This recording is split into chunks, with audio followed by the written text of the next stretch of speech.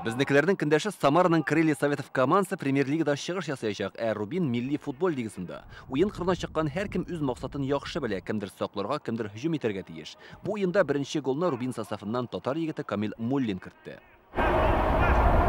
Сезон арасындагы ярышлар футболчылар өчен имтиханга тең, тренерлар спортчыларның бөтен хәрәкәтен күзәтеп тора.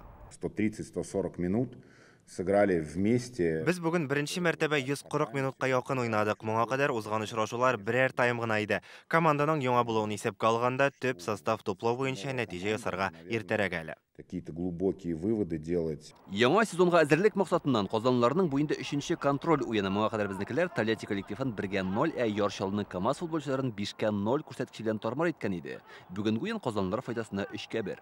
Но всегда приятно играть с командой Премьер-лиги. Премьер-лигадагы командага каршы уйнау һәрчак кызык. Біз бүген 3 таймда ярышканга күп спортчыларны сынадык. Кайдан инде җитешсезлекләр, хилафлыклар бар, барысы да күренә.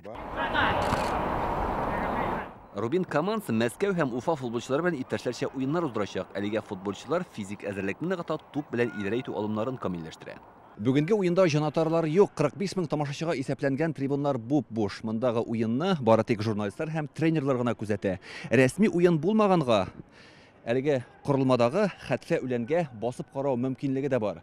Инде Рубин командасы өчен нәкъ менә Акбарс аренда чираттагы очрашуны үткәрү бик тә әһәмиятле, чөнки яңа сезон алдыннан алар үз кырларына ераклаша торалар. Инде 17 июль көнне милли футбол лигасындагы беренче уенны да алар нәкъ менә шунда үткәрәчәк. Безнекеләрнең көндәше Мәскәүнең Родина командасы. Чын футбол тиздән башлана дигән сүз. Илдар Сафиуллин, Данил Филатов, Яңа гасыр каналы.